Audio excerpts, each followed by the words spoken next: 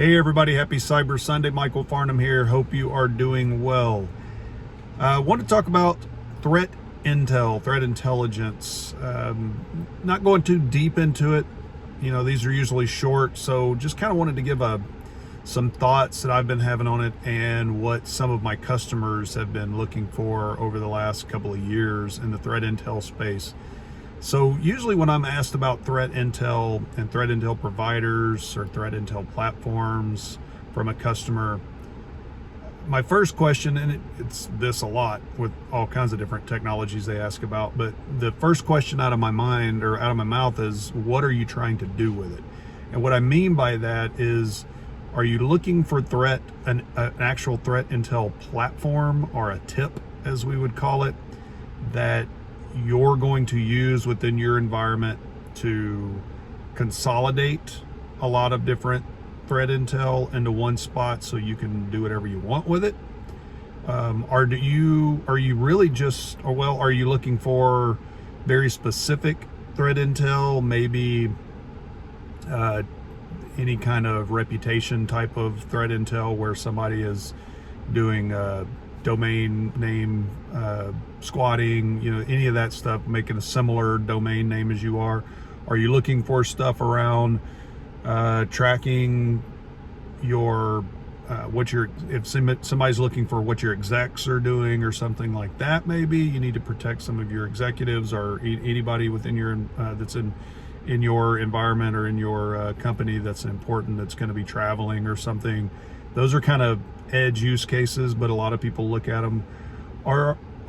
Are you just trying to give some context in your security operations center? So maybe you've already got a SIEM and you are pulling a lot of different telemetry into that, or just pulling some telemetry, whatever, you know, kind of your use cases are that you're trying to get out of your SIEM, and maybe you want some context around that. Maybe some of that context would be, hey, I see a vulnerability in my environment. Does that vulnerability have current attacks that are going on using that vulnerability? So you can prioritize your vulnerabilities. So there's all kinds of things you need to think about when you're thinking about it or talking about threat intel, and you really have to hone in on your use case. Now, I know not everybody knows what all those use cases are, but one of the things I tell my customers is exactly that. You have to know what your use cases are. What are you trying to solve for? Are you looking for larger context in your SIEM? Are you looking for very specific edge cases? Are you trying to get a threat intel platform that's consolidating all of that stuff in one place? If you're just looking for context, you need to look for vendors, that are going to allow you to get a feed from them and not have to buy a bunch of other stuff, if that's what you're looking for. If you're some vendors out there that are threat intel vendors will have a feed that's available, but they're going to make you buy more stuff before you can even get that feed.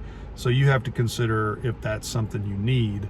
And that doesn't mean that's a bad thing. You might want to listen to that vendor and say, okay, well, what are the modules or whatever that I have to get before I can get a feed? And maybe, you know, they'll give you a use case that you didn't think of before. So that doesn't mean that's a bad thing. It's just something you need to consider.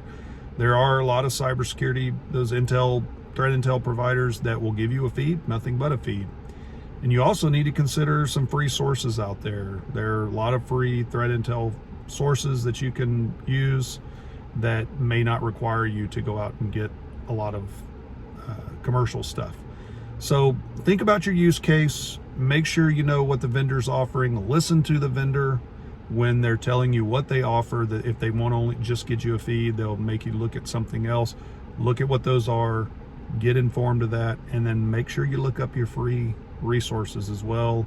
I'll include some links to some free resources in the body here, in the text, in the comments. So besides that, if you got any questions or comments, please let me know.